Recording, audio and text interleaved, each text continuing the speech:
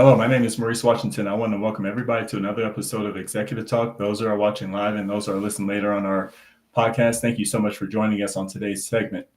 Today's segment is titled Business, Marriage, and Money. I want you to think about that for a brief moment and think about that. As a business owner, being married, what kind of challenges, what kind of things have developed within your marriage since you've been a business owner? Has it been rough? Has it been an easy course that the two of you have developed?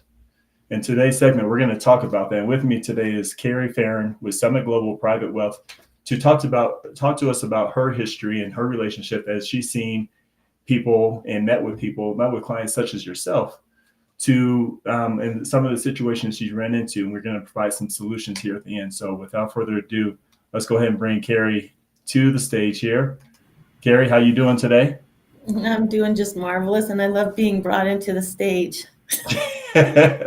Well, we love having you come into the stage. You just light it up. So I appreciate that. Thank you.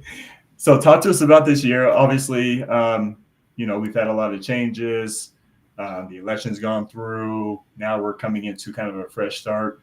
If you were to paint a picture as a whole year and what we might be running into coming into next year, what's your assessment? Well, that's a good question because I think about it all the time because a lot of people ask about it. But this year has been a crazy up and down, just because of elections, other things like the wars going overseas, things like that are really questioning people. They're afraid to get into the market. They're afraid to lose money. They're afraid to do anything like this because of these fluctuations and these things going on. But then, of course, some people are really happy about the election, both sides, whichever it is, it is. And so there has been a lot more positive things going on some sides. Some of the people are, okay, the market's going to be looking better and going. So it's just the view that I'm seeing of the people, how they view the world themselves is the reactions that they take. So it's different for everybody. And it's fun to work with different people because I see it in all different ways. So, the market has been fluctuating. There's going to be changes for next year that could be expected or unexpected. And I'll just be working with people through that to try to understand and help guide them through some of the questions and concerns they have. But it has been a very fluctuating year. Very, very interesting. And that's good. I love the way that you put that. It's all about your perspective and how you're going to go into next year, right? Would that sum that up? Yes. Good. Okay, that's fair. And now, fast forwarding to this current topic, business, marriage, and money.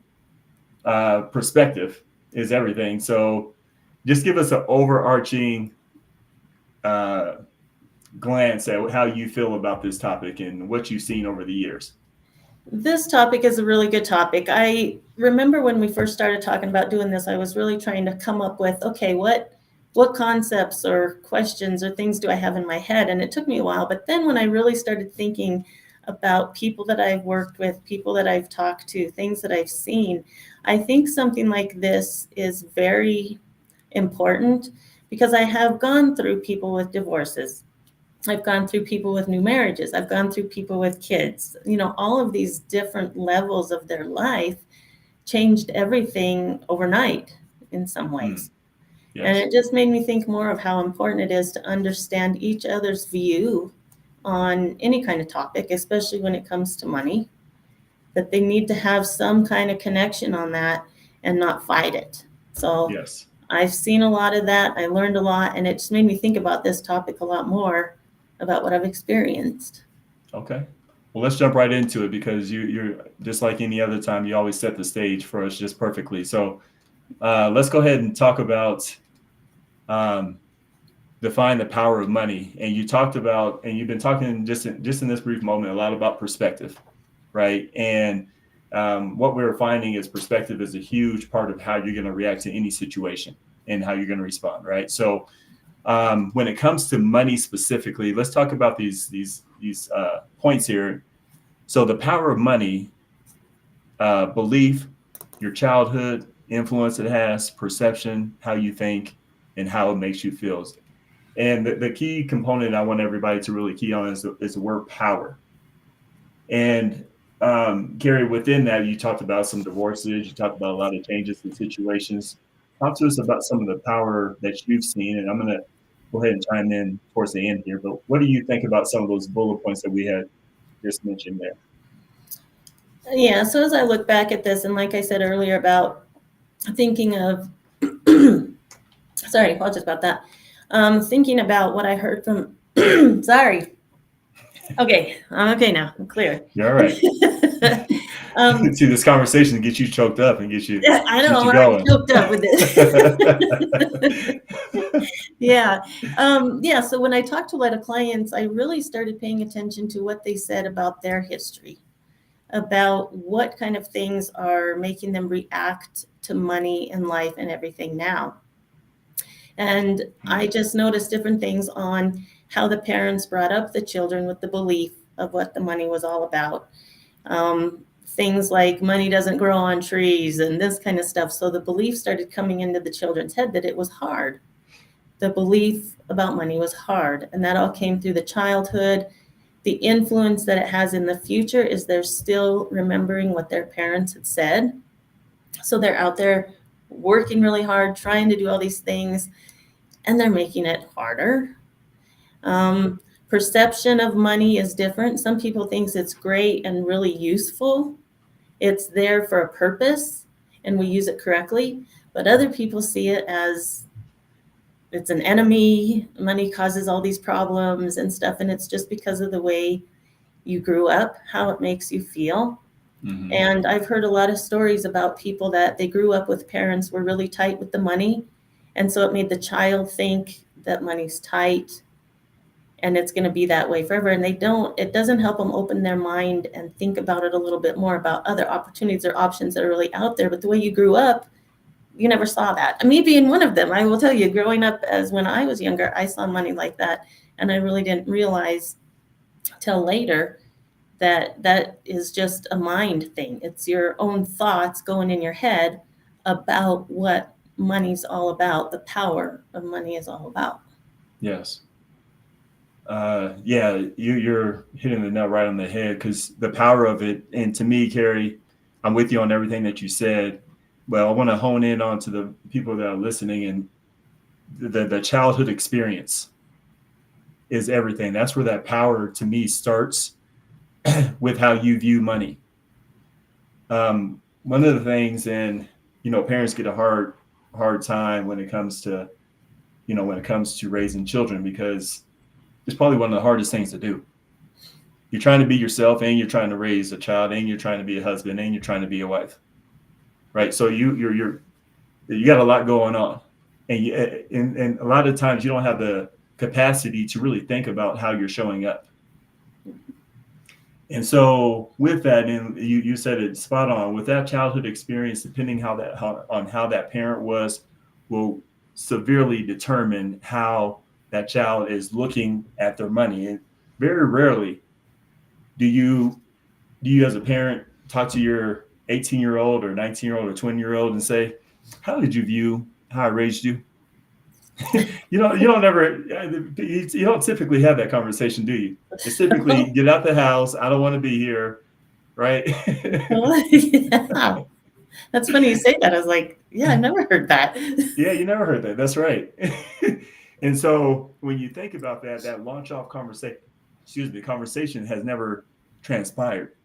So now that child is left with whatever beliefs. So now let's think about it like this, because generational has a lot to do with those beliefs, right? So there could be in that situation as a parent, the understanding and the perception has been, so let's say there was an entrepreneur before. Let's say the husband was an entrepreneur and the wife, stayed at home, and it made it hard on the family. What do you think has happened to that child, Kerri? The child is seeing that money is tight. It causes frustration. It causes all of these negative things that go around the house. And some children might not even see it, but they can feel it.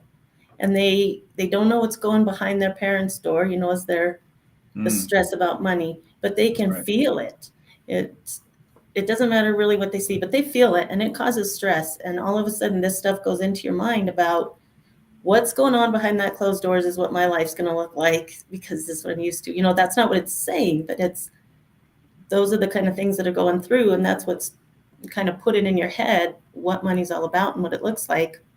And when you grow up that way, you don't understand, and you don't really see other options. That's right. That's right.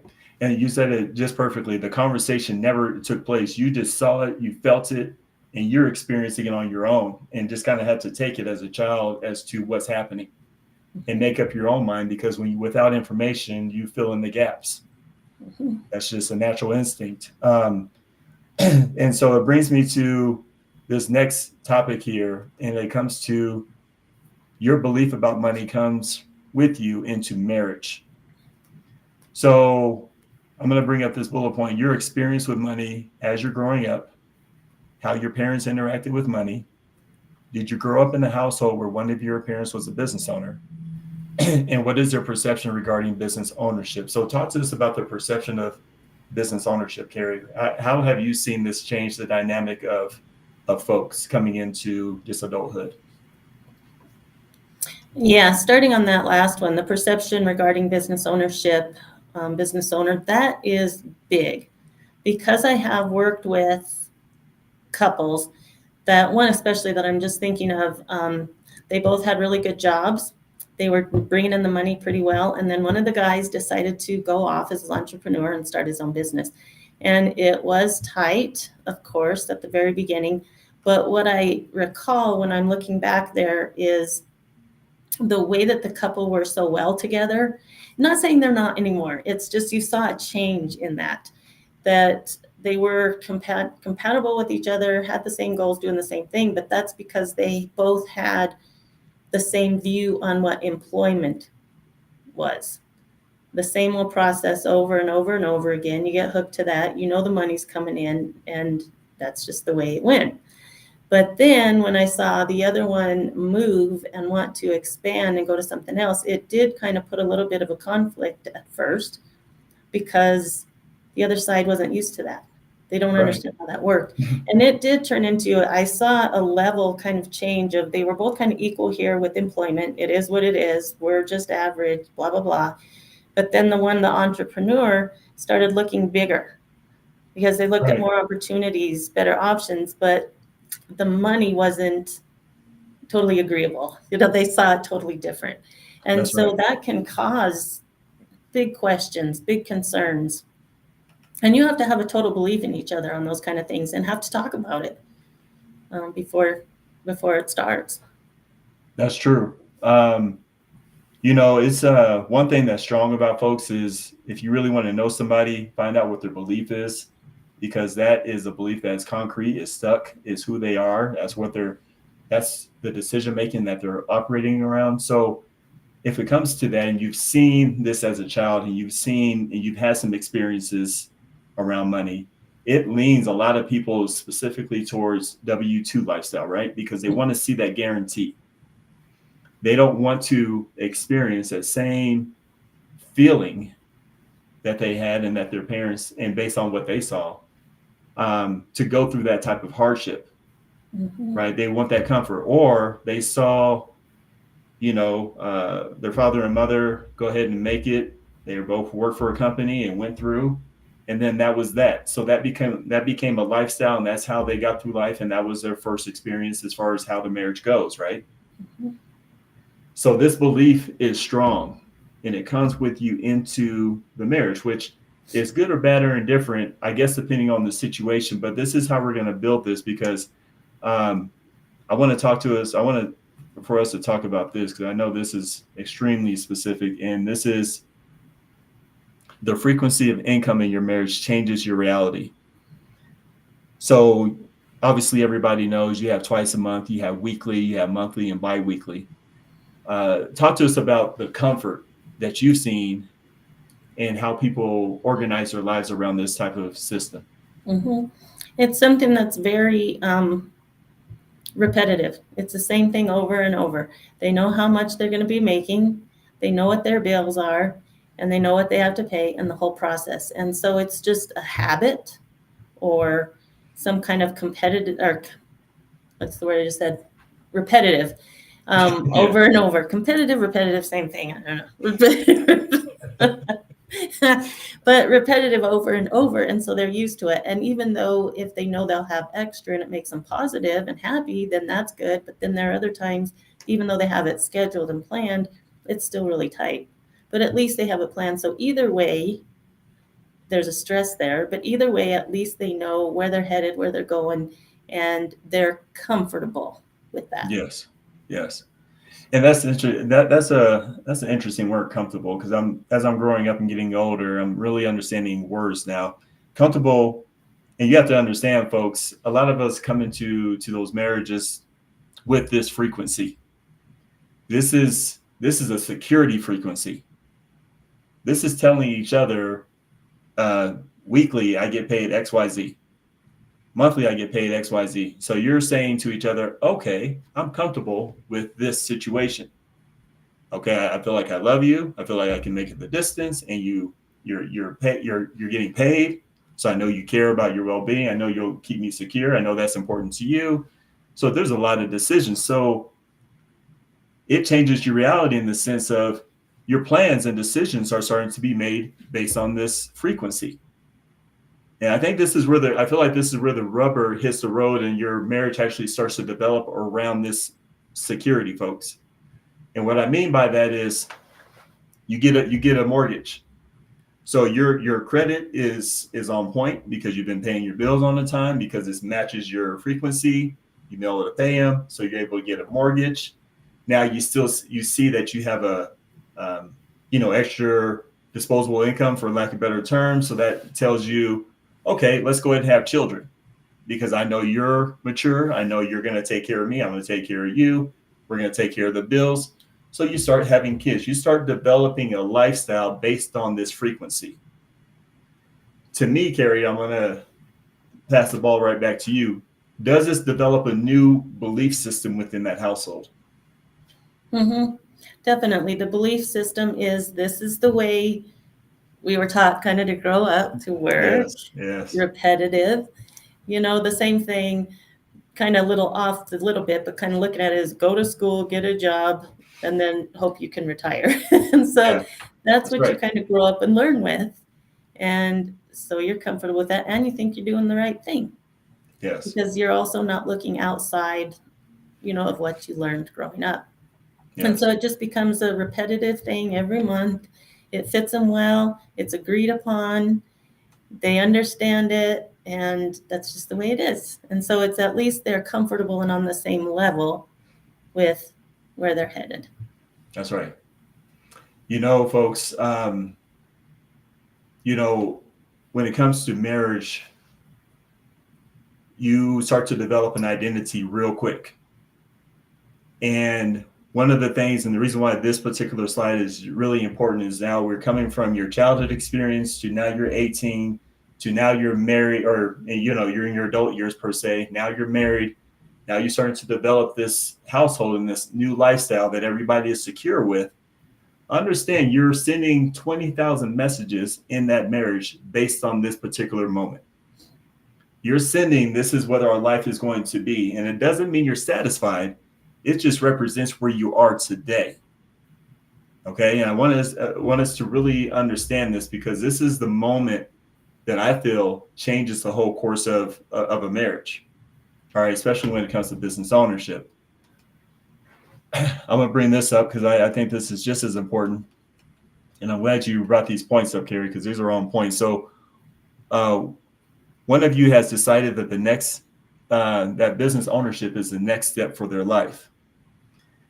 So just as an overarching topic of discussion here, Kerri, tell us in your viewpoint the dynamic shift of this moment. Yeah, and it kind of tells it about in these, items we're looking at here. But it's everything that was planned before all of a sudden stops. And I'm going to look back at my experience to just kind of follow through what happened. Sure, because of the fact that both of us had a job it is what it was. We brought home the money. Everything was comfortable. And the more I think about it, the more I know a lot of people can go through this. Because then when I decided to jump and go into my entrepreneur, it was totally changed. It's like we were starting all over because we didn't I shouldn't say we didn't understand each other, because we did. He understood it, but he didn't understand now the entrepreneur part. So we both understood the employment, but then he didn't understand the entrepreneur part. And I was still learning on that myself too. So it's not like I was able to explain exactly to him what's going on and this is where we're going. So I didn't even have a plan on that. So, this is what a lot of people go to. They get excited about doing it, which is an awesome opportunity, and go for it. But I didn't really think about that part when I decided to do it. It was just here I go, da da da, blah.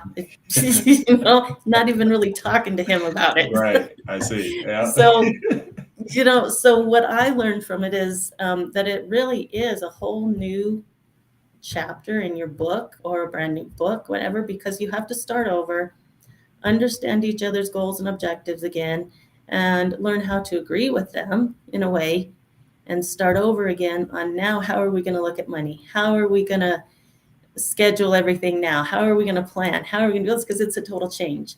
So it totally starts over, and it's a different view of not only in your marriage, but also of how you grew up. That part comes now back. Yes. And comes back into the chapter. Yes. And you start over, and That's right. So yeah, it not only changes of course, your way of income, the active cash situations, but it changes emotional. It changes how you look at things, how you rethink things, if you're making the right choices, all that kind of stuff. So it just starts all over with new questions. That's it. Let's go ahead and bring up some of these bullet points, and I'm going to insert a couple of thoughts here. So here's a few things for us to remember, and we're going to talk a little bit more on this topic here. Is remember, the original plan hasn't changed in the other person's mind. At this very moment, ladies and gentlemen, the marriage has started over, as Kerri had alluded to. Business ownership brings up more fears than excitement. Business ownership also evokes emotion of uncertainty, which attacks the whole family's security. So when we think about starting off at square one, folks, you got to think about where square one is. And square one is always based off your security. And as Kerri had mentioned just a second ago, it hits you all the way back to my parents, your parents, what you experienced all over again. Those childhood beliefs, and that's why we want to key in on the other topic for a minute, because those childhood beliefs actually never leave you until you deal with them. Those are always right until you made an adjustment in your perspective. But that is where the plans of the household, that's one of the original reasons why the two of you got married, folks. And then now, here's the weird thing about deciding to become a business ownership. Because one thing I can almost guarantee is at some point the two of you sat down and says, "This all there is in life?" I guarantee you one of those persons were sitting in the background saying, "Man, I have so much more in me. This job is just not cutting it. Jeez, so dissatisfied." There's I can guarantee there's that hardship in the family where we're just not making enough money. We got to figure something out. So it's not like those conversations aren't coming up, because the thing about life, people, and the thing about change is, and that's what's worse. That's the worst, because we're so committed to trying to get comfortable about who we are that we have not even planned that we may change tomorrow. We have not even considered that though there's some emotions in us. And so by the time you're into this, you're just going to the mundane, but all of a sudden it's not like you're not out there and people are talking to you about, "Hey, I have an opportunity for you to do this business. I know you're good at this." And somebody brings it up because that evokes that excitement. There's something in them that they have not addressed. Mm-hmm. And so let's really paint that picture on that decision, that business owner, that where that decision is actually coming from to be a business ownership. It's not like the two of you didn't have a couple of discussions along the way. I guarantee there's probably been a conversation where throughout the years, your husband or wife would say, you know what, I would love to be a business owner. And say, oh, I believe in you. Yeah, that sounds good. And then it goes away. And then maybe a year or two later, you bring it up again. You know, I should really try it. Like, yeah.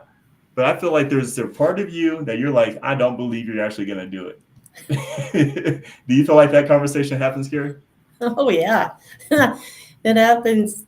It happens all the time. It's something like you have to prove it before I believe it, kind of thing to work with. That, but Oh, no, it's okay. yeah, they You go. want to totally support you. And I'm just going to bring myself up again, okay? Because it's an example. It's something I've learned from, and I'm seeing it in other people. But when I wanted to get the other job, my spouse was yes, he totally believed in me.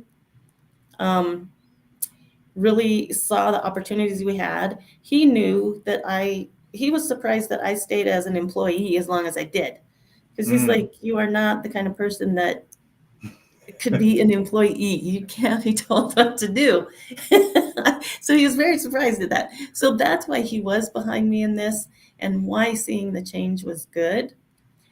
But it did take a while to actually get it going, get it back into the stream of the repetitive income, your weekly or biweekly or whatever, and it brought stress. yeah. It really did. And so, Yeah.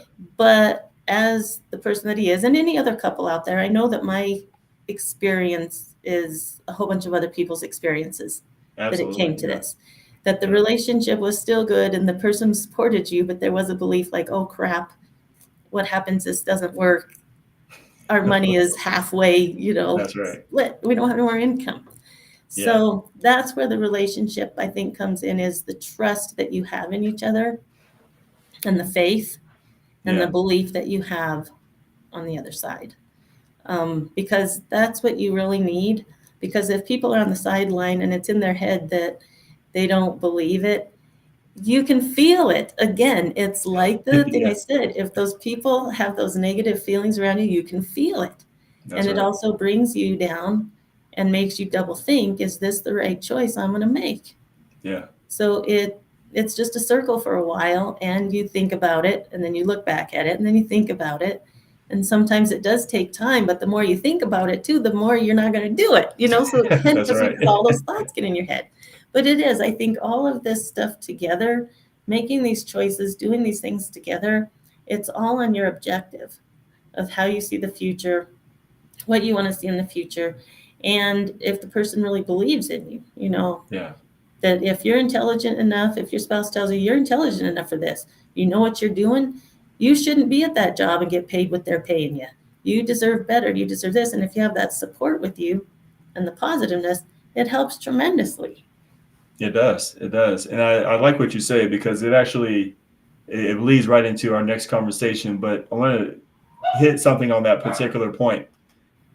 Um, when you think about that belief and saying somebody believes in you, you got to make sure that it's authentic, because it's the right thing. There's a right thing to do. I believe in you statement. And there's I've seen you around. I don't know if you can actually do that. I believe in you statement, right? Because you're just trying to fill in the space and you're struggling yourself. And so remember that particular moment, because this is why this belief becomes so strong. And I'm going to bring up some realities of business ownership and how it changes a person. And this is what people should know. One of the first things that how it changes you is you need to build something for people to buy, which takes time, right? So Kerri, you're in this business ownership. I believe in you. The conversation has taken place, and now you're in it. Now you're developing your product, you're developing your services, you're developing your business cards, and so on and so forth. It's a ball of excitement. But immediately when you're doing these things, your money is drawing out. It's not like it's coming. That frequency is gone. Mm-hmm. Right? In order to really develop your business, you have to fully commit to it. It's very hard to do it part-time and make it happen. I'm Mm-hmm. sure there's some situations, but first and foremost is there's a time component with this. So when it comes to I believe in you, when you say that, have you even, because are you saying that because you mean it, or are you saying it because you really don't know what you're believing in at this point? Because how does time affect the mind, Kerri? Time affects it a lot, and it's got to do with, um, again, what you've experienced before, and Yeah, then what you're looking into for the future, and not really understanding what you're getting into. yeah, And sometimes people can really put in 100%, not just touch their toe in the water, and they're ready to go. And because of their belief, it could be off to a good start because they yeah, really have belief in it. But a lot of the time, they might not feel that way. And if the person's just putting the toe in and trying to figure out if this is what they want to do, if it's not, then again, it starts putting more negative into it, more thoughts into it. And I don't know if that person's really supporting you that much anymore. They're still behind you, cheer, cheer, but they're more on the cheer, cheer, oh crap, are we going to make this? that's right, Kind of that's right, thing. that's right. Yeah, they still want to be behind you, but the beliefs are starting to go down. That's it. And that's why I challenged everybody on your statement of, did you really mean it when you say I believed in you? Because the first thing you're going to run into is time, because you don't know what you don't know. You're excited about how good you may be at XYZ business or product you're about to sell. You may be amazing at it, but it doesn't mean you don't know you know about what's going to happen. You have Mhm. no idea. You don't know your sales cycle. You don't know your client base, and what it looks like. The mindset that you go into business owners with is, I'm here to serve everybody, Mhm. right? You didn't realize you have a target market. You didn't realize you actually have people that you truly like to be around, and there's some people that you don't like to be around. You didn't know that. Mhm. You're just coming in with everybody. So part of this is, you really don't understand people until you become a business owner. Talk to us about your experience kind of in your transition, Kerri, and coming into your field of expertise. Yeah, it's as you were saying that, it does make me think of what I went through. As I look back at my history and my employment, this kind of thing, there were people I didn't like, and this goes with everybody in their regular businesses. They're just people you don't like. And when I went into this new thing, I was thinking, okay, I'm going to be hitting a lot of new people, a lot of different kinds of people, all this. But I was thinking also everybody's the same. And it was just something that was going through my head because of my experience. It's not like everybody's the same, but in general, they're all going to act the same way. They're all going to do this, because this is what I was used to. So when I was thinking I'm going to hit the market, it's like, I can hit anybody. I can hit everybody. But then that's when I really started seeing, okay, there are really great people out there, and there are some people that I really don't want to work with. And what I liked about looking at it is the more I learned about it, is I can fire people that I don't want to work with. Instead of, So, as a regular employment, you have to live with it. And sure. that's not saying anything bad, but that's a change that I saw in my life too, which made me a lot more positive and a Yeah, lot more focused on what I was doing, because I had the opportunity to actually figure out what I wanted to do, learn what I want to do. And 20 years later, I'm still learning because everything's new, but I had the opportunity to keep doing that and just to see people different. And so that, I think, is what changes a regular marriage, that you're both on the same level. That changes that too, because you're both in this situation where you're just, whatever, I don't like my job, but I'm doing it because I have to. yeah, And so you see that. But then when the other one changes and it starts seeing, wow, there are awesome people out here. yeah. That's right. the other That's true. one, the other one can still think you're crazy, That's right? right. That's right. Because the other person becomes really happy all of a sudden because they're around happy people. And Yeah. the other one's like, what the heck? They just see that big change. And so all that, put together comes up with how that relationship's going to change, and how you can look into making your own decisions in your own life on who you can work with, who you want to work with. You can That's right. choose people. But of course, when you very first start doing the business, you want to have everybody, because you're like, That's right. I need business. So come on, come on, come on. But then that's kind of when you start noticing the different kinds of people. And that Yes. helps you grow, figure out which ones you want. But it gets you out of the box that you've been in for 30 years, 20 years, That's right. whatever. That's true. I'm going to bring up these couple other points here because I know they're just as important. So your pay structure dramatically changes. So earlier we were talking about twice a week, or I'm sorry, twice a month, weekly, biweekly, and monthly as far as your pay structure. Now, here's something that goes hand in hand. Your debt increases before your income increases and stabilizes. How much strain does that put on the belief system of the other party that is trying to support the cause? Yeah, that causes a big problem. One thing that I've learned from other people that I've watched and things like that is people aren't ready for it, but they should be. But it's very hard to do that. You kind of need to sit down with your spouse and say, okay, if this is what we're going to do, and this looks like where the money's going to stop coming in or whatever, when it's going to come, we got to make sure we're planned and ready to go so that you can have those few months or 6 months or a year, whatever you want to plan, with your spouse That's right. on how to get there. But there are other times when the person's like, okay, well, I know I'm going to make a lot of money right away, so we'll be fine. And then the next few months go and it doesn't go, and they don't have money. So it's very hard when that money stops coming. And, the hope is always, okay, it'll be in the future. It's coming. But during that whole time, too, the company or your new business, you have to be spending money. Yeah. Because you can't just sit and wait for the first client or customer or whatever to come.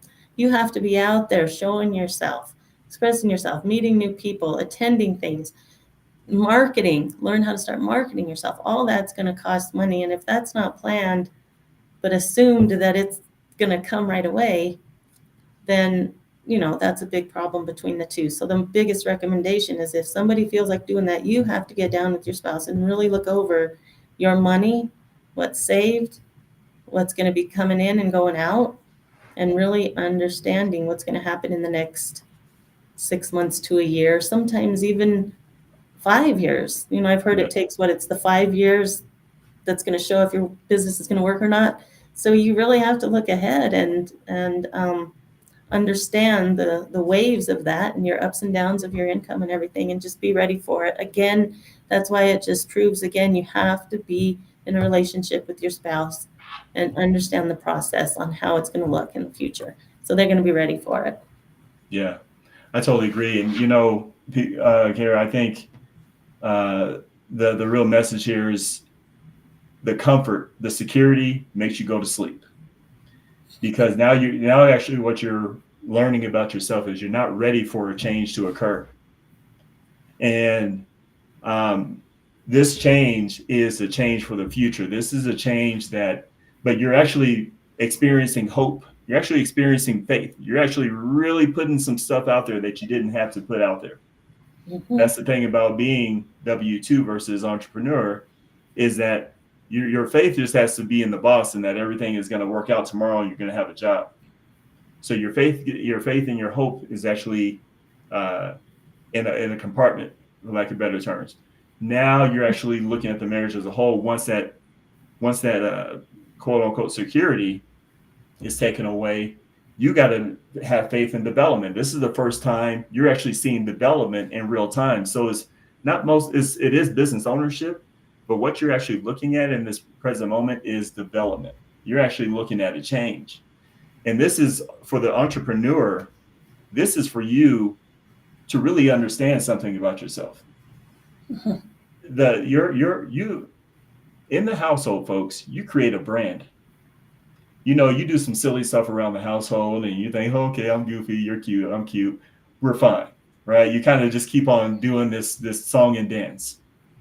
But you don't really understand that you have created a reputation by doing that. It's no different than going outside and doing weird stuff. People want to get comfortable, they're going to put you in a box. So it's the same thing in the household. Now that you have come out and become a business owner, now your reputation of what you currently were before is falling right with you in this business ownership, in this venture that you're doing, because they're looking at it as a venture. Yeah. They don't really quite know if you're going to make it or not. As a matter of fact, you don't even quite know if you're going to make it or not, Mm-hmm. right? So both of y'all in doubt, but one of y'all has to be strong and say, yes, we're going to make this work. I'm going to keep driving. But it doesn't mean that that business owner doesn't, or that person that's headed towards business ownership or in it, is not having the same fears. Because I want to make sure everybody understands it is counterproductive to anybody, or to a lot of people. Let's just say a lot of people, to go into business and rack up the amount of debt that you have before you start getting a constant pay. That business owner is actually looking for a cycle of pay to get comfortable with. Would you agree with that, Kerri? Mm-hmm. Yeah. Yeah. Just comfort. It's just comfort. That's right. That's right. Everybody has that same security want, folks. And that's Mm-hmm. what people seem to forget. And the thing about it is you have to be careful on judging your entrepreneur at this particular time, because it's not like they don't know that bills are due. It's not like they don't know that, and it just so happens little Johnny has a huge, has a huge medical bill that just happened, right? It's not like those things aren't plaguing that person and pushing him back into that comfort zone. So, these debts and stuff kind of tend to develop. Mm-hmm. So I'm gonna talk about this, and I'm gonna have you take us on the journey here with couple of these topics. How has Mm-hmm. business ownership changed your marriage? So there's a freedom shift in the marriage, and one has frequency and is now conclusive. A vacation to you is a missed work week for the other person, and it might cost the business owner a deal. The time of the year has an impact on when the business owner will get paid. When business owner says they have deals on the horizon, that doesn't mean things won't change by the time it's time to do business. And this also creates frustration, which attacks each person's understanding and security. Which one stands out to you here, Kerri? The first two, pretty much the freedom shift in your marriage and then the vacations. I really like looking Mm, at those two. I mean, they all kind of go, but the first two are good because what what it does is it kind of questions the couple if they're going to be able to continue doing the same thing they're doing. But it comes up with understanding each other again, like we've been talking about, understanding each other, knowing it, and a belief. You have to have like the faith you're talking about, the belief, all of these things that are going to go with this, that you have to work together with your spouse. Now, these things, all of these things that you could be missing out on, if you put your head in now, focus on a certain amount of years to get your business, then all these things are going to be coming a lot more later in life. So a lot of people that I'm seeing now, especially with these new generations, is it's everything they want right now. yes, It's now, now, now. And that's, I think, another reason why it might be hard for people to get into their own business, because the money's just not coming in right away. sure. And then that can cause a huge problem with the couple. I mean, it just keeps going around and round and round like that. But if your spouse really believes in what you're doing and is going to be there to support you, then you need to just say, okay, we're not going to travel for the next 5 years, or we're not going to be able to buy this or do this, but let's look at this plan and look 5 years from now what we're going to be able to do.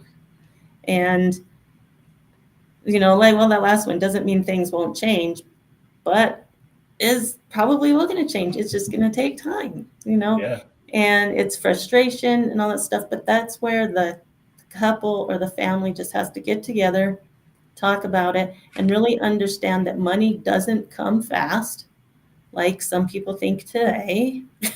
And it takes work to get it.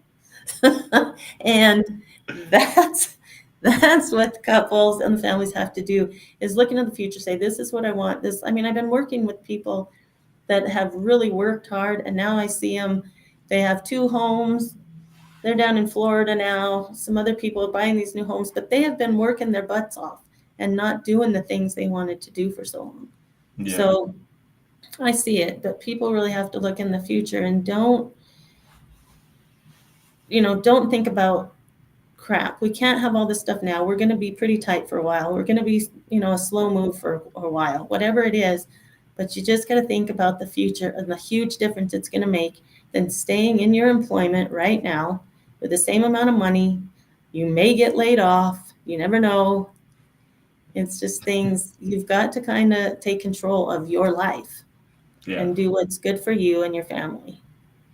I like that. I'm going to go ahead and take the same ones you did, Kerri. I like where you're going with it because what comes to me is there's a freedom shift in your marriage. One has a frequency and one has non-conclusive.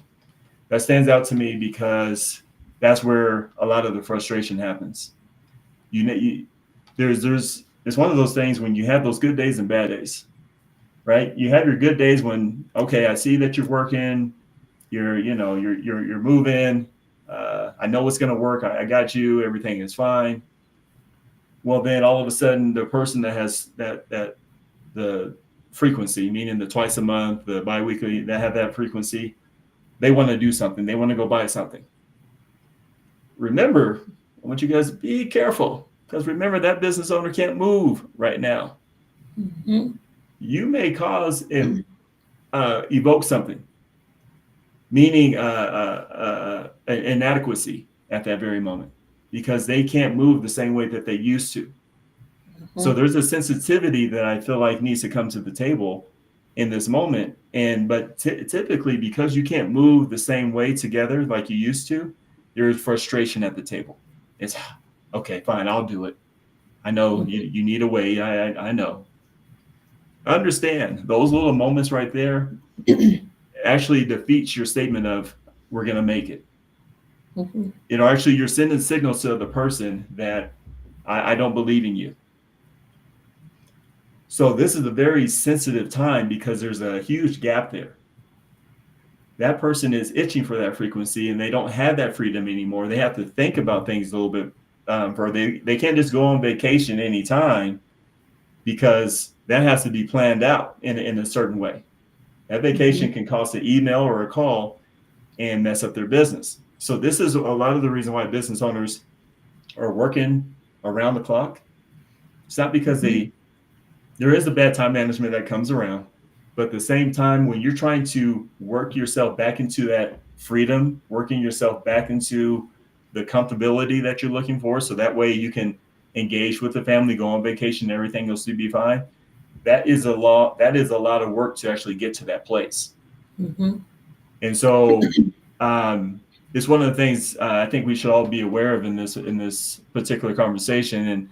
And with all this, Kerri, we talked about a lot about some of the details that happen in between. We're going to talk about some solutions because I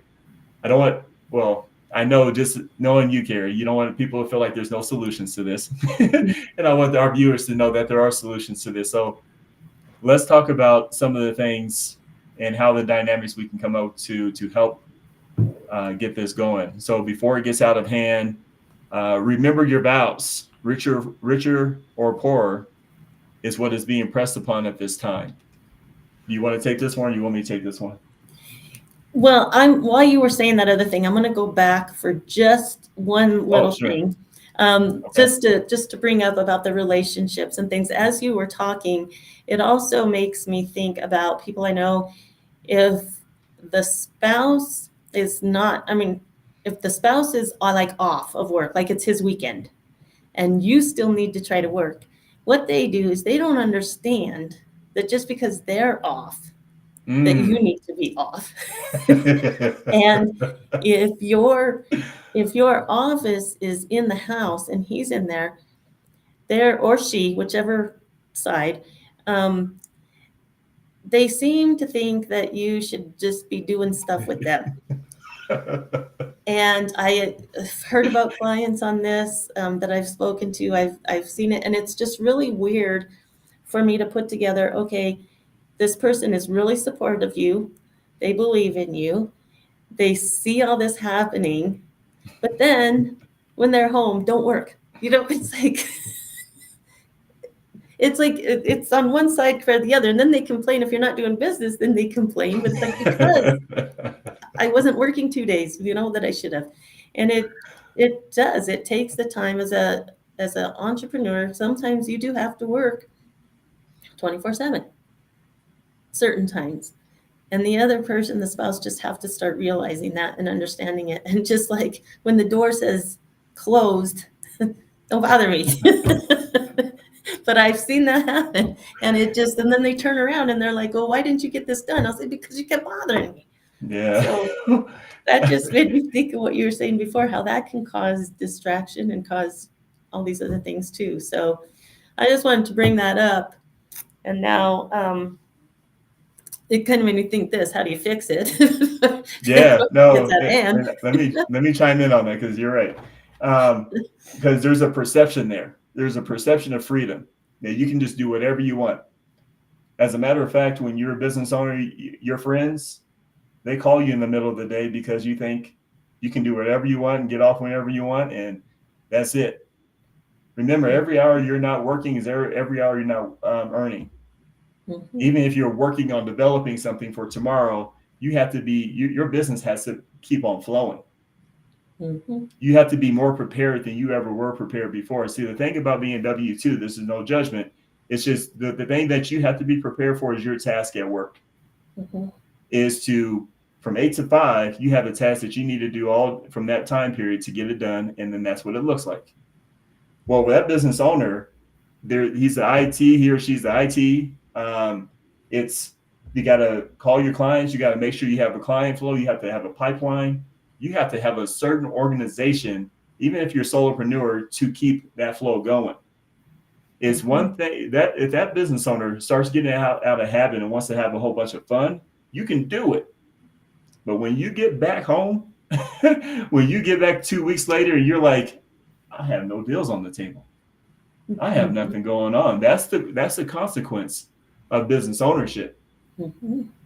So understand that, folks. And I mean, that is a huge point, is just because your husband or wife is seeming like they have time, don't start creating these tasks during the day for that person.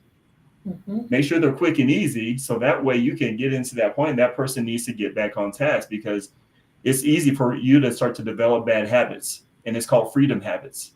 Mhm. Meaning there's nothing that can tell me I don't need to get off work about 1 o'clock and be done for the day. And nobody's telling me no. I can do Mhm. it, but I'll pay the price tomorrow. So Yeah. just remember that about your business owner. They have a price to pay, and that freedom is changed. So before I get into this, actually, do you want to? I want to take this first topic, Kerri, and then you take another one. How's that sound? Okay, go ahead. All right. I'm over here itching. This is the good one. Remember your vows. Richer for poor is being pressed upon at this time. Richer for poor, sickness and health, till death do us part. There's a commitment there. There's a covenant. There's always like, there's that other one I'm missing for. I don't know, but let's just stick with this topic, right? So for richer for poor, at this moment in time, when you guys got together, the two of you got together, when you guys both had the same paycheck, meaning the same frequency, you were in your richer stage. Things were flowing. You knew what to do. You knew how to operate in that. You found a system. You found a flow. You found joy. You found happiness. Marriage was easy. You should have did a long time ago. When the rubber hits the road is when poorer hits. And people, one thing that I learned about people in a marriage is that they only want the half side that's actually good, which is the richer, the healthier, and the forever part, right? So they only want those parts. But when it comes down to the poorer part, when it comes down to the sicker part, when you have to dig in, and then now the covenant is actually being stretched. This is where people start to stumble. But the vows are there. This is a poorer moment for the person and for your family, just because there's a transition, not because I don't think their intentions are to make the household poor, but it's just a moment in which a transition and change needs to happen and needs to be developed. If you have not been a business owner before, if you've never seen it before, understand their work is going to be twice as hard to actually learn how to be what a business owner should be and who they need to be. They need to find out some things about themselves that they never found out. And so that is part of that time. And this is part of that poorer cycle that can bring that family back into richer. Remember, the two of you had a conversation at one point of, is this it? We can do better than this. We need more revenue. There's only a few ways to get it. And Kerri and I have been talking about this. And one of the ways I remember Kerri talking about this is you get more education, get a higher salary, or business and entrepreneurship. A couple ways to solve that and start to transition to your life. And also remember this when it comes to this moment here in richer and poorer. Just because you came in one way doesn't mean in the middle you haven't changed. You met at a particular time. You did not stay that person. Typically, hopefully, you didn't stay that person, because that's probably another irritation within the marriage, but that's not the point of this conversation. But if you're maturing the right way, you're finding out more about yourself, and you're you wanting to go see it. Again, we only have limited time on this earth. And there's specific things that you probably need to do. So this is the opportunity. So that's my thoughts. Did you have any thoughts you want to weigh in on that particular topic? Pretty much everything you've been saying is what I think, but I just wanted to, add one thing on there is about when you are starting to change and you are starting to think about different things and what you want in your life, which some people I know are going through right now, about their next step in life of moving or doing something of that sort. Right. That's one thing when it comes to the other side. And I look at it richer or poor. Okay, that has to do with money, but also where you are in your life, if you're comfortable in your life, if you're happy where you are, if you're ready for a change, if you want to do something, then that's when the poor comes in, because you actually have to decide, okay, what's our next step? And it can be a little bit difficult or hard to decide that. And it could change totally your income and outflow of money. So it's things like that. Changes in life can be really, really good, but they can be scary. Yeah. And they can bring you back a little bit, but you're still changing. Your views on life are different. And most of the time, I would think they end up positive and happy, and you've made that good change, but you go back and start over again. And that's kind of when you're in the poor place, not counting the money, but on your decision making and your goals and your objectives and getting aligned with each other, all that kind of stuff. And so that is one thing that I look at it as you're starting over a lot, even if it's richer or poor. You're still starting and making decisions in your life as you go along. That's right. That's huge. I like that. Here's another point, that your security is at risk, not your marriage. Yeah. It's important to distinguish the time frame that you're in, folks. Feelings have a way, and because we like to create more than what they is, what the situation really is, and not focus on it. And that's because feelings are what they are. Feelings turn into fear, and they're unchecked. And the first thing that everybody goes to is security. Remember, your security doesn't necessarily mean that's the other person's security. That's the real true negotiation within marriage, is that, and your cycles and changes are not going to be all at the same time.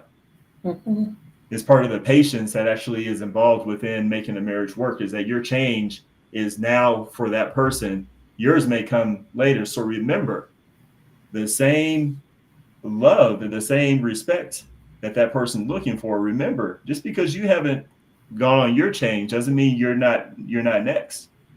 The same support, that's the same support that you're looking for from that person. So be careful on how you treat them, because again, you're going to go through a change. I guarantee you. I don't care. You can stay as stagnant as you want to, as long as you can, but it's not going to work, because you're inevitably, you have to. And so remember the support that you're going to want. Did you want to weigh on there, or you want me to go to another point? Well, too, on your security is at risk. The other thing is, if I'm looking at the risk and how you talked about kind of looking at the negative side, what I was just thinking, what came on my mind was your fear.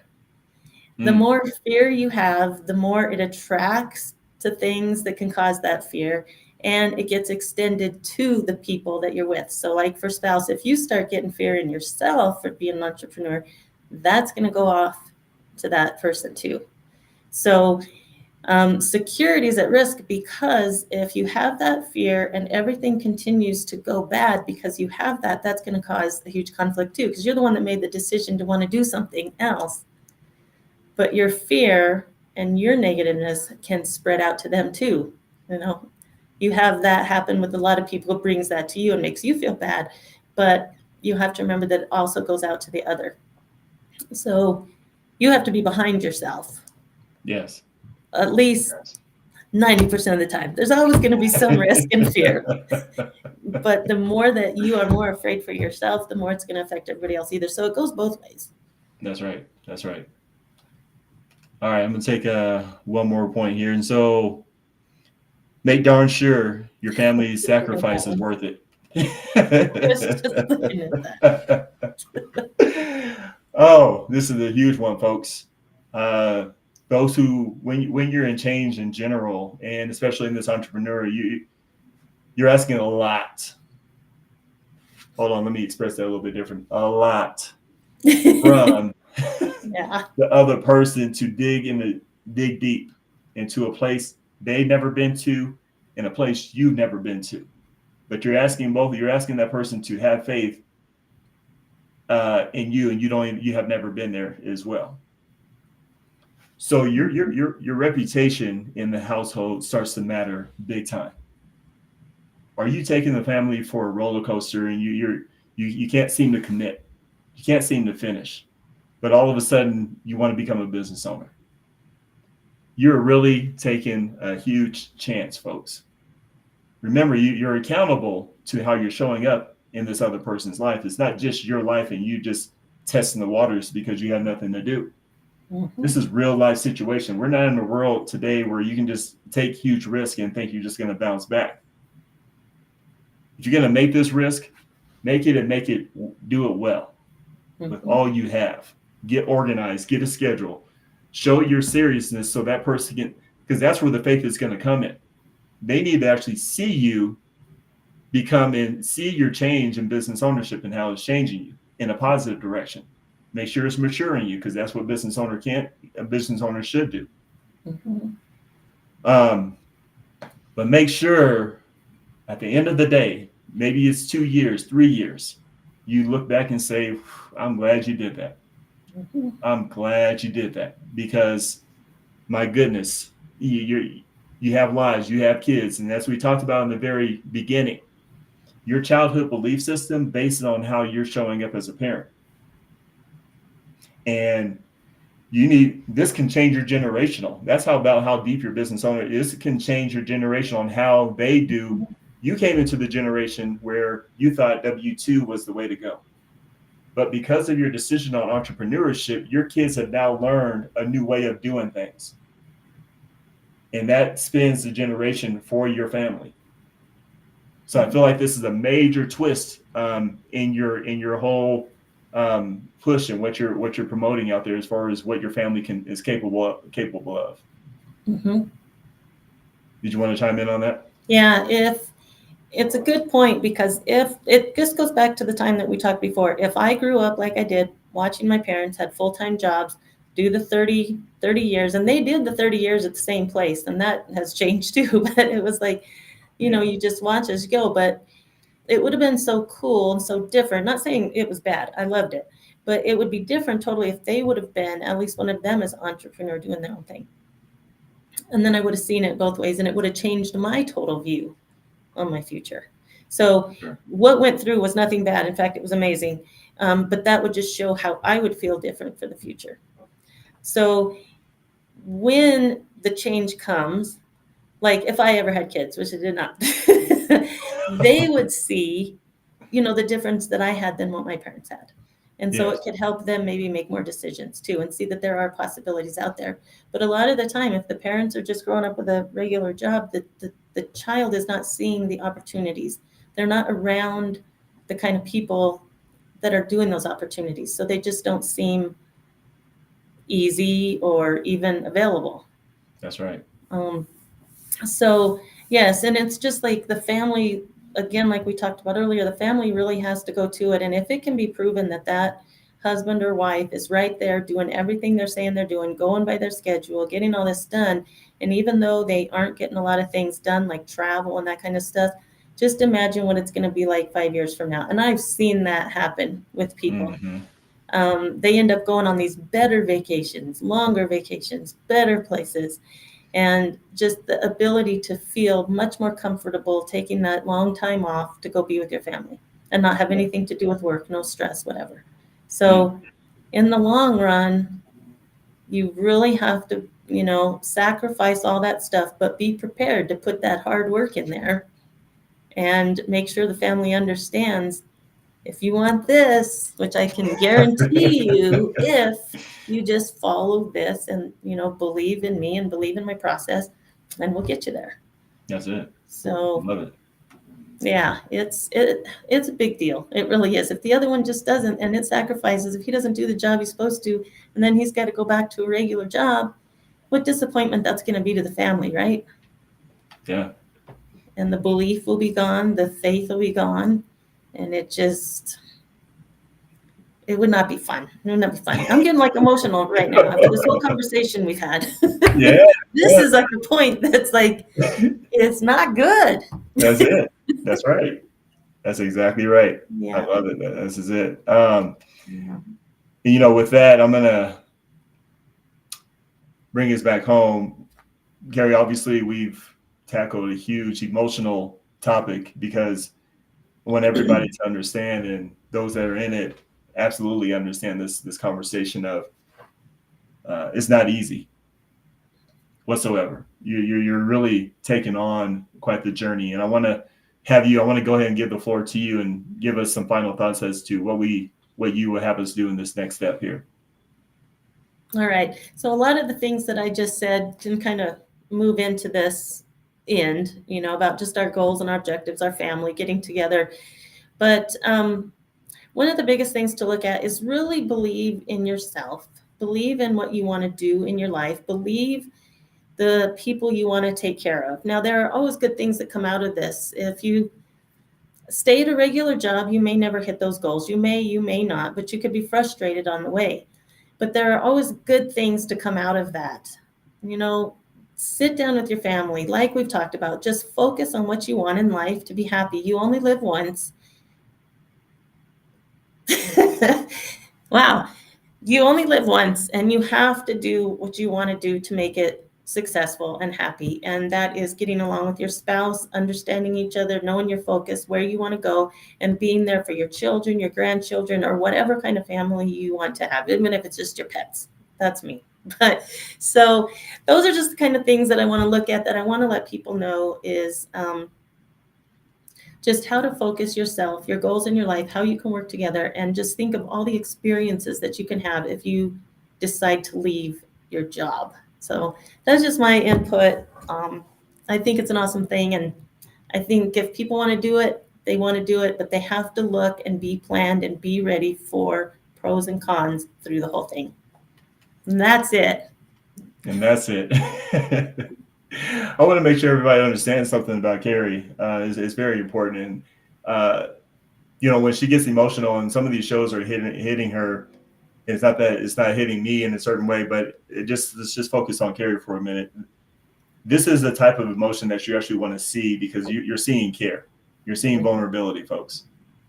You're seeing that's the type of effort that she puts into her clients. And within your 18 years of experience and being a part of this, you've experienced it yourself personally. And also you've seen so many dynamics and so many changes along the way, just working with people and how money has affected them. So, for your boldness to bring up this, to want to talk about this is huge. And I feel like it goes a long way for those people that are watching. So I really appreciate you being open and vulnerable in every show that we've done thus far. Yeah, thanks. I just got to remember to have more tissues next time.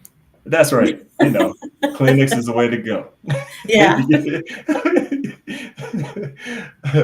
But I know you have a busy day, Kerri, so I'm going to let you get on and do what you need to do. And again, thank you. And on behalf of those that are viewing and view later, thank you so much for being here and taking your time out of your schedule to talk about this. We'll see you next time. All right. All right. Bye. Bye-bye. All right, folks. When I think about this, program and think about what Kerri is talking about, I want everybody to really sit here and think about the impact of what we're talking about. Your marriage is huge. It's a covenant. It's something that needs to endure sometimes some challenges.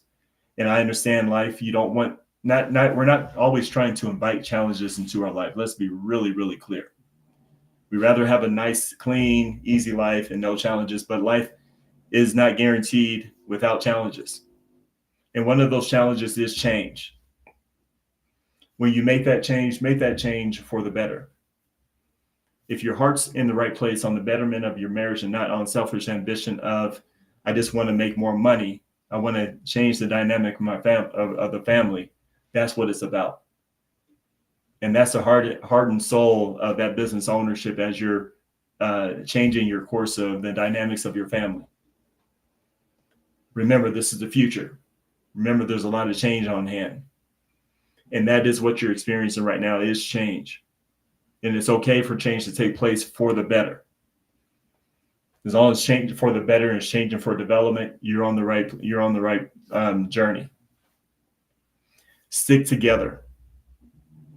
This is where the glue, the cleaving comes into play. And that's why I want to make sure you're understanding for yourself and that reach out to folks like Kerri to help you manage your money during this time to make sure that you're having the conversation, because this is where maturity, where you didn't have to have the conversation before. This is probably the time to have the conversation now. Business owner, it's time for you to be vulnerable and tell them how your cycle is working. Take them along your journey. You didn't have to have a conversation when you're W-2'd. But guess what? Now you actually have to have a conversation because now you don't know when. But now you got to bring it along the journey to reinsert trust. Don't just lean on everything's okay and that you said that you're all right. Make it all right for those folks. Help them out. Help them along the way. Do your part. And on the receiver end of that, be supportive. Genuinely supportive. Think about the other person, where they are, time and space, and ensure that they can make it through. Okay? Because again, as Kerri alluded to, the plan is for 5-10 years from now for you, the two of you, to live and make different choices than you ever had a chance to make before. So again, I appreciate all y'all for being around, for enduring our topic. I know it was a long topic, but nonetheless, it's an important topic. But in the meantime, actually, Kerri and I, we have to get back to work. So we'll see you next time. Have a great day.